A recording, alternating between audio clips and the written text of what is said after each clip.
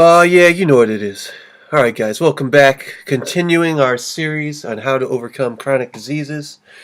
Today's topic, we're going to cover stress and anxiety disorders. So, you know what's going on. If you've been here before, you know what we're doing. We're going to delve into it. I'm going to bring you that pertinent information. So, let's get started. All right, guys, so the pathophysiology is this. Despite its prevalence and its profound influence that stress has had on our physical and mental health, on our economy and the quality and quantity of our life, there is no consensus regarding its definition.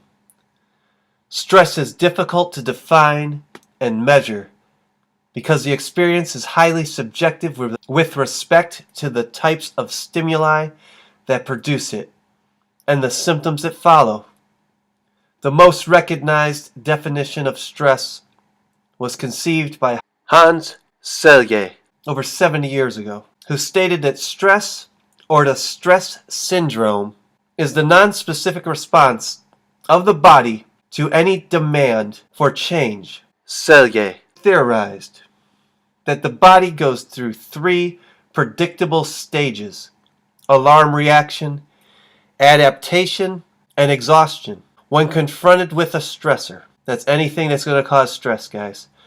The term used to describe three stages was general adaptation syndrome. Selye definition is widely accepted today, due in part to its simplicity and its characterization of stressors as non-specific, referring to the endless possibilities of psychological and physiological stressors. Contemporary options tend to view stress as more than just a matter of environmental stressors, and instead to focus on how well individuals feel they can cope with various environmental stressors.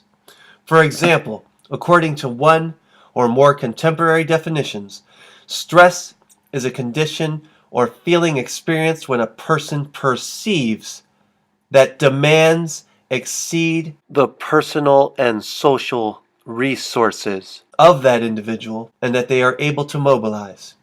Despite the many uncertainties with respect to our understanding of what stress is or is not, there is little disagreement that stress is a serious, prevalent, and menacing problem in the United States, and that the persistent and ever-increasing number of new stressors today is detrimental to our health, to the economy, and to the relationships and the quality and quantity of our lives.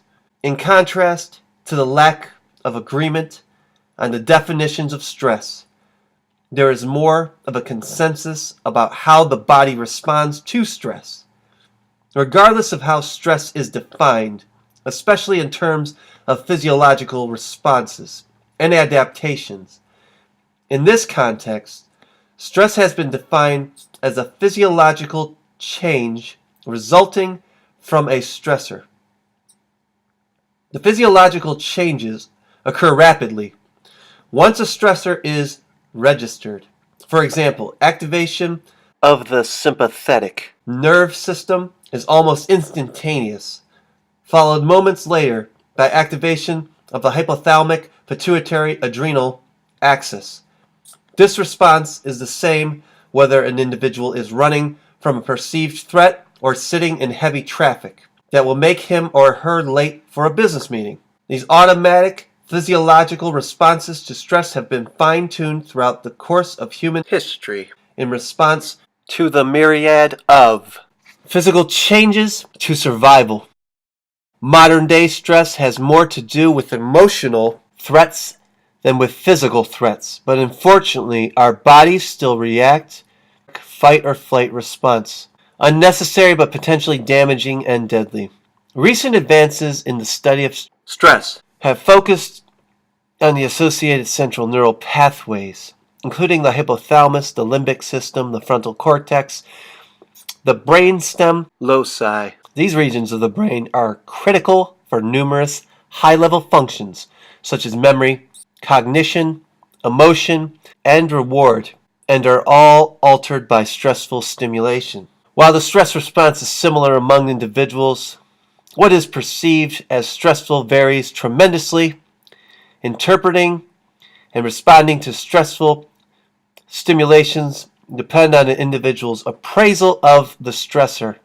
This is absolutely true, guys. I'm going to tell you a little personal experience about a time when I jumped in a pool and I couldn't swim. And I wasn't stressed out at all.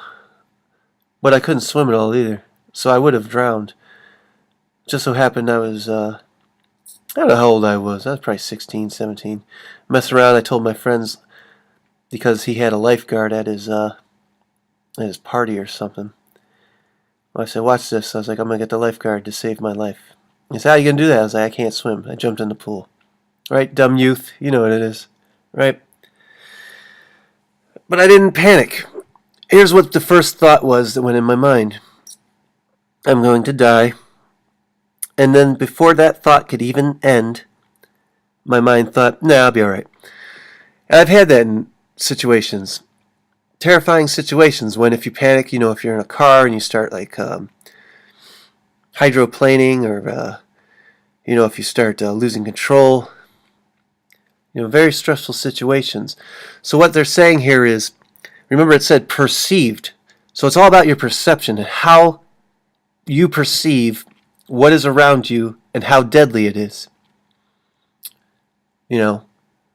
Someone could perceive walking outside, with no jacket on, as you've seen me do in some of my other videos, as an extreme stressor, right? This could break you down, destroy you. So it's all about how you perceive what it is, right? This is so important. If you don't sweat it, right, and you don't give it power over you, and you just take it for what it is, and you wait, and you weigh your options, and you ask yourself, how do I overcome this challenge? What does this challenge mean? Right? Because that's what sometimes, I'm a firm believer that everything you need you already have right now.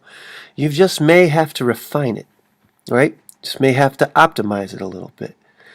All right, let's get back into it. Where was I? Interpreting and responding to stressful stimulation depend on the individual's appraisal of the stressor. The factors that determine the response include inherent characteristics such as genetic predisposition and physiological limitations, as well as environmental factors such as the context of the stimulation and previous experiences. Often, a research subject reports a very low level of perceived stress, while a blood sample shows a high level of stress hormone release. In any case, chronic stimulation of physiological stress response has been shown to either cause or exacerbate a number of physiological and psychological diseases and disorders, including cardiovascular disease, immunosuppression, and major depressive and anxiety disorders. Perceived stress can elicit a greater pathological response that includes extreme worry or apprehension, occurring frequently without any real threat. I'm just going to throw this in here, guys. You know that little Bible verse? You guys know I'm a Christian. I like the Bible. So, remember where the Bible says, who amongst you could add a cubit unto your height? Right? Just by thinking about it. I'm paraphrasing, but you understand. What it's basically saying is, what are you going to do? You can't do anything about that. So don't sweat it. Right? Don't worry about that. Worry about what you can control. This is what I've learned in life. Listen to me. This will guide you and help you tremendously. Worry about what you have control and favor over. For you to sit there and try and put all this energy into changing someone else, forget that. All you need to do is offer a path, and then it's up to them to choose that path. That's it, right? Some good advice, a scripture, whatever, all right? Just a nice word, maybe a way to get out of a bad situation for somebody. All you have to do is offer that, and then that's it. Let the rest happen. If it's important to them, they will then take care of it. If it's not, well, then they'll continue in their ways. That's what I believe. That's what I see. Here's a simple example. I'm going to give you this example. It's a biblical story. I want you to try and understand where I'm coming from. Even if you don't believe like me, I think you'll still be able to see what the story illustrates. Meshach, Shadrach, and Abednego worshiping Jesus in Nebuchadnezzar's land. Nebuchadnezzar says, throw these guys into a furnace, right? He lights this furnace up because they defied him and worshipped God of Israel, instead of worshiping him, bowing down to his statues. Something along those lines. So, what happens? He heats a massive furnace, right? The furnace is huge. Gets like 6-7 times hotter than it's ever been. It's so hot that when the guy tries to open the door, he is incinerated instantaneously. They throw them in there, bound. They're bound as well. They're bound, feet and their arms are tied. They're thrown into this burning, massive incinerator. Door is shut. And you figure that's it, right? They burned up. Well, as the story goes, as the scriptures reveal, that's not the story. They say, we are seeing something inside here, because there was a little window, apparently, that you could see inside there. And they would look through, and they saw not 3 people walking around, but 4. So of these 4 people walking around, and they were free. They weren't bound. Okay? So what's this biblical scripture have to do with anything? What I'm trying to tell you is, the fire is real, right? The flame was real. The heat was real. But they had faith, right? Their faith was in Jesus, their Lord and Savior. They wouldn't kneel because they wouldn't, right? Their beliefs, they were willing to die for them. Threw them into this fire. Jesus saved them. He's walking around with them. What I'm trying to tell you is you have to keep this similar mindset. When the flames are hot and you can feel them and panic's setting in, right? You have to be cool and relaxed. You have to understand that everything is happening for a reason, right? That you're perceived. You see what we're going here now? You could perceive the danger. You could see it. You could feel it. You could taste it. Whatever, right? Hear it. View it. But that all didn't matter. Because they were cool and relaxed walking with Jesus inside that furnace that would destroy and burn anybody else up.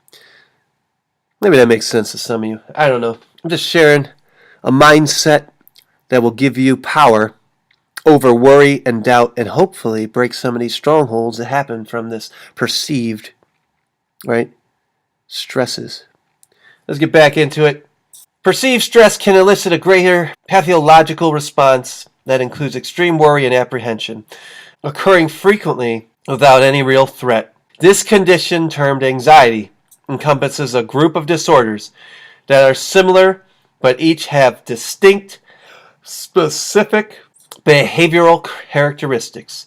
These include phobias, obsessive-compulsive disorder, post-traumatic stress disorder, panic disorder, and generalized anxiety disorder, which is known as GAD. Anxiety can be subdivided into transient feelings that are typically invoked by an acute event or perceived threat, which is known as state anxiety, and personality characteristics that determine how prone an individual is to perceiving events as threatening.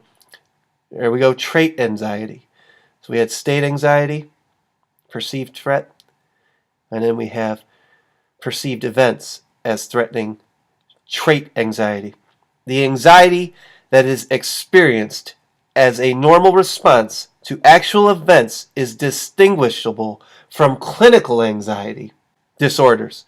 For example, the criteria for distinguishing GAD are, number 1, the experience of excessive anxiety on more days than not for at least 6 months. Number 2, difficulty in controlling worry. And number 3, an association with 3 or more of 6 symptoms. And the 6 symptoms are this: restlessness, fatigue, lack of concentration, irritability, muscle tension, sleep disturbances. The etiologies of anxiety disorders are still unclear. Numerous neurobiological pathways are potential components involved with anxiety, most notably the central norepinephrine and serotonergic systems have both been implicated in anxiety disorders.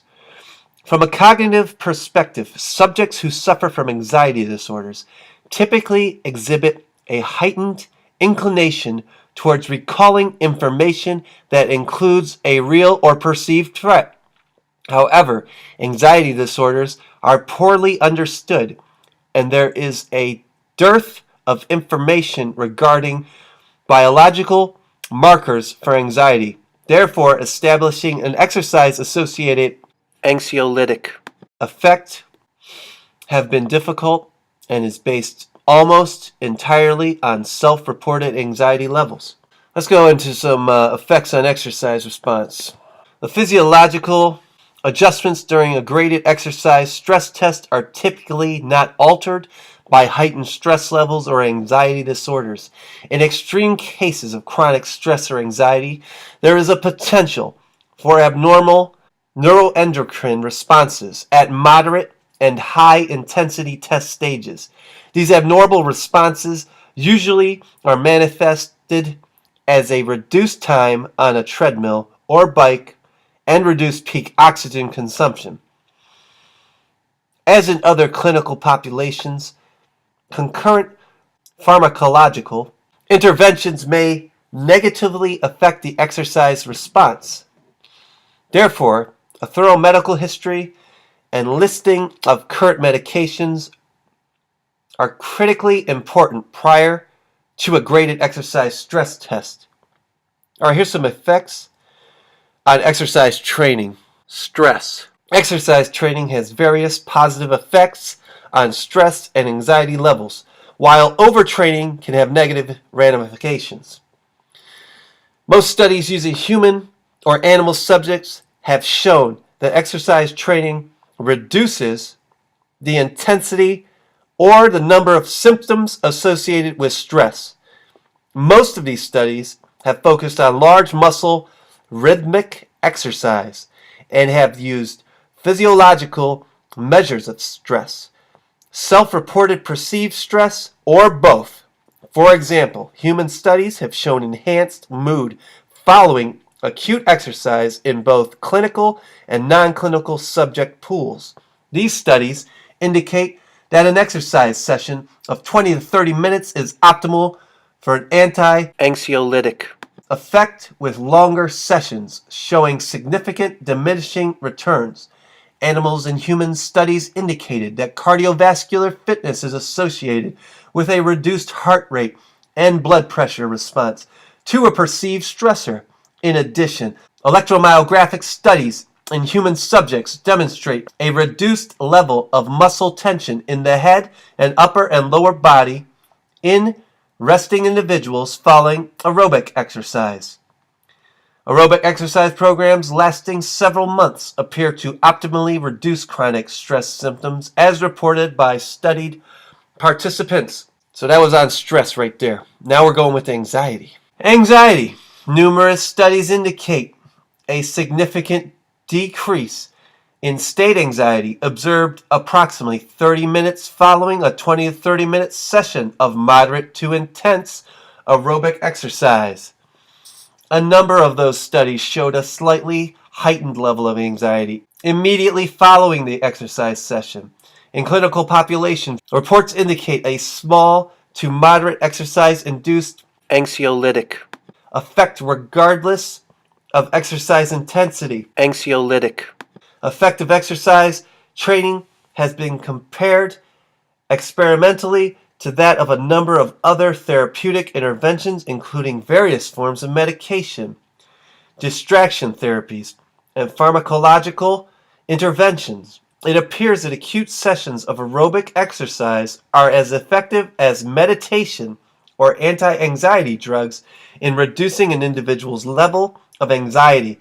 Further, the effects of exercise last longer than therapies, including distraction from the stimulus. While an exercise session of at least 20 minutes seems to be necessary for exercise-induced anxiolytic, exercise intensity may not be a critical factor. Few studies have addressed the effects of resistance exercise training, but those have done so show either no anxiolytic effects or an effect of moderate intensity training. Now, what are some negative responses that you can get to this exercise training? While many investigations have demonstrated a beneficial effect of exercise training in persons with high stress and anxiety levels, it is important to be cognizant of studies showing disturbed mood states associated with overtraining, chronically pushing beyond the healthy physical and psychological limits of exercise training. That's what that stands for, guys, right there. Okay? That's overtraining. Overtraining characterized by decreased performance and fatigue, depression, heightened levels of anxiety, decreased libido, and loss of appetite.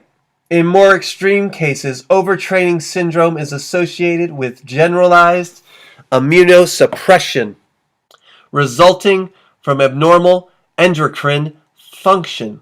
It is crucial and critical for all individuals, especially those with high levels of stress and anxiety, to have a realistic view of healthy physical activities in terms of both exercise, mode, and intensity. So what kind of medications we got for this, guys? Here we go.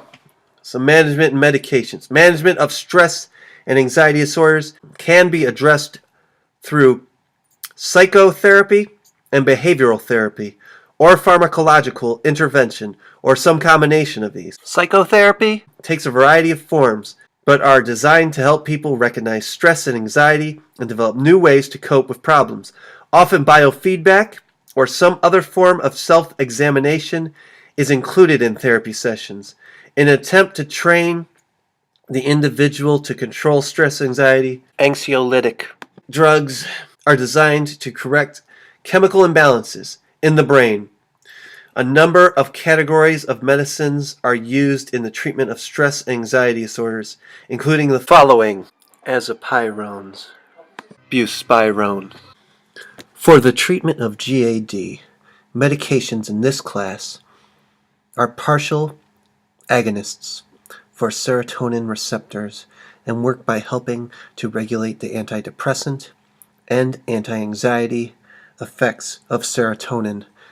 These drugs are non-habit forming and are tolerated well, usually without serious side effects. Benzodiazepines. This drug class is the most commonly prescribed for anxiety disorders and includes several drugs, all of which are central nervous system depressants. They work as sedatives through reducing the individual's state of arousal. They are fast-acting as compared to drugs in some other classes, but can be very habit-forming and invoke withdrawal symptoms when discontinued. Beta blockers, known mainly for their use in regulating blood pressure and heart function. Beta blockers can also be used to control certain stress or anxiety symptoms such as sweating, heart palpitations, and muscle tremors. Tricyclics, also known TCAs. These groups of drugs are best known for treatment of depression, but are also effective in controlling panic attacks. They work through increasing the amount of serotonin, norepinephrine, and to lesser degree dopamine in the brain. Beneficial effects are not noticeable for 2 to 4 weeks. These drugs also elicit significant side effects such as weight gain, lethargy, and dizziness. Monoamine oxidase inhibitor, also known as MOIs. This category of medications, which prevents the metabolism and breakdown of several neurochemicals, is used for a number of disorders including panic disorder, post-traumatic stress disorder, and social phobias. They are typically used in more severe cases or when other treatments are ineffective, as MOIs require certain food restrictions and interact negatively with a number of other drugs. Serotonin reuptake inhibitors. This drug class includes selective serotonin reuptake inhibitors, which are known as SSRIs, and serotonin norepinephrine reuptake inhibitors, which are SNRIs. They normalize neurochemical levels in the brain by increasing the amount of serotonin or norepinephrine.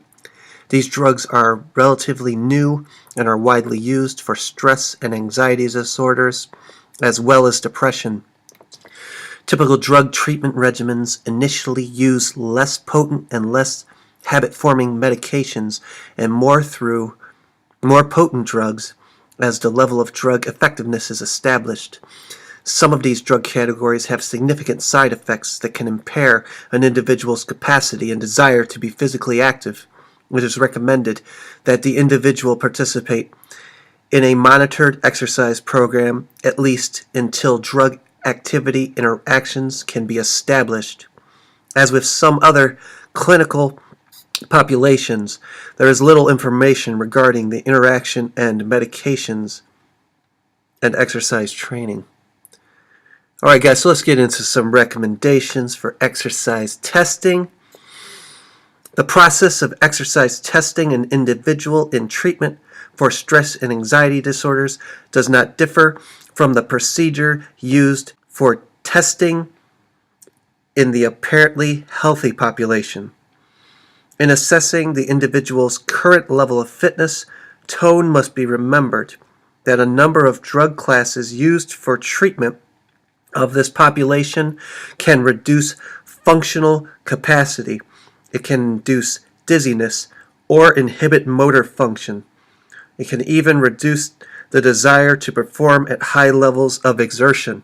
In the context of the broad array of tests for cardiovascular fitness, including maximal and submaximal tests, there is no reason to think that the majority of this population would respond differently than a healthy population of the same age.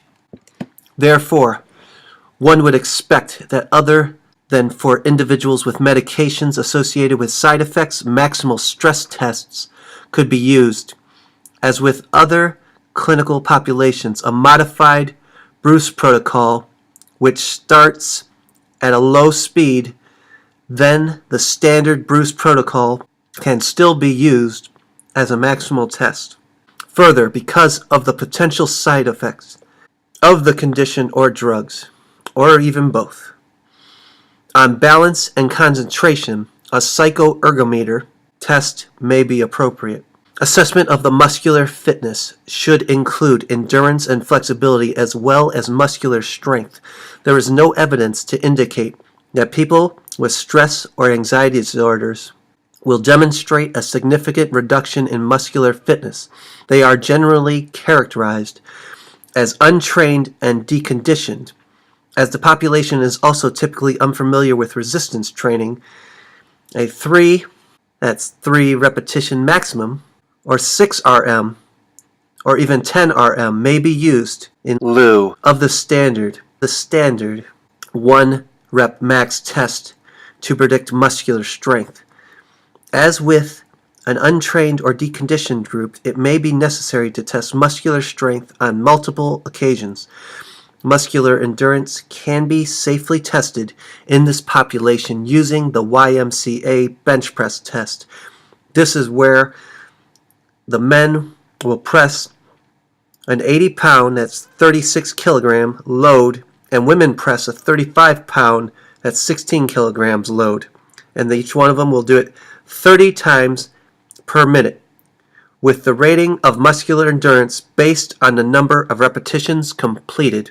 Now here's some stress or anxiety disorder and some exercise testing and programming to go along with that. For testing and programming methodologies, see guidelines for the general population in ACSM's Guidelines for Exercise Testing and Prescription. That's going to be in the 8th edition. If your client has a specific medical problem, see the corresponding chapters in this book. If a patient has a history of an MI, you guys know what that is, right? Myocardial infarction, heart attack. See Chapter 6 and testing and programming tables.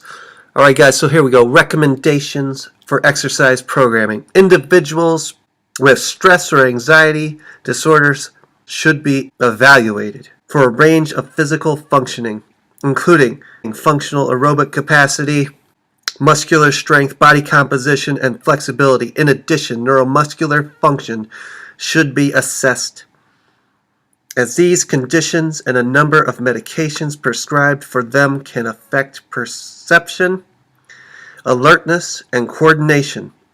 These effects should be documented, and they can affect all components of the exercise prescription. The goal for the persons with stress or anxiety disorder is to meet the American College of Sports Medicine recommendations for aerobic and resistance exercise. However, a number of conditions and medication-related side effects may necessitate a reduction in expectations over the short term, and perhaps reduce rates of progression over the long term. Much of this population will be unfamiliar with resistance training. Aerobic exercise has been used as a predominant therapeutic modality for stress and anxiety disorders, and exercise training as an effective therapeutic modality for stress. Therefore, resistance programming most likely could take a secondary role to aerobic activities for these individuals. The resistance training program should adhere to the ACSM's guidelines for exercise testing and prescription for safe exercise training. A beneficial rule of thumb for resistance training progression is the 2+2 method, according to which the exercise resistance is increased when the participant is able to complete 2 repetitions above the number originally prescribed after 2 consecutive exercise sessions. All right, guys, I'm going to wrap it up. Let's go into some special considerations. Participants with stress or anxiety disorder should be monitored for general physical and emotional health, with particular attention given to novices during the introductory period. Those unaccustomed to activity are particularly prone to injury due to condition and medication-related side effects, and are at increased risk for withdrawal from an activity program. The exercise supervisor should emphasize the importance of reporting increased feelings of tiredness or exhaustion, shortness of breath, or chest discomfort, heart palpitations, any unusual emotional swings, or increased effect in performing everyday activities. Further, exercise staff members should be trained in and required to follow universal precaution practices. Monitoring the medical regime of the exercise participant is important, as changes in prescription medications may affect overall function capacity. In addition, the exercise supervisor should emphasize the importance of reporting anything about the exercise setting, in other words, a particular mode of exercise that makes the client anxious. All right, guys, here's some evidence-based guidelines right here. We had Baldwin, D.S., Anderson, I.M., Newt, D.J., That's evidence-based guidelines for the pharmacological treatment of anxiety disorders. And that's recommended from the British Association of Psychopharmacology. You've got McLean, P.D. Woodley, S.R., Anxiety Disorders in Adults, an evidence-based approach to psychological treatment. New York, Oxford University Press, 2001. Nejade L. Vonley K. Treating Stress and Anxiety, a Practitioner's Guide to Evidence-Based Approaches. And it's UK Crown House. Branchy Phelan. Here's some websites for you.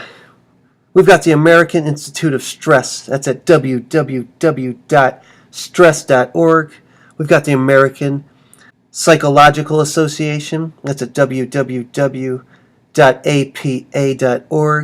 We got the Mayo Clinic. That's www.mayoclinic.org. And then we got the National Institute of Mental Health, National Institutes of Health, www.nih.gov/health/index.html.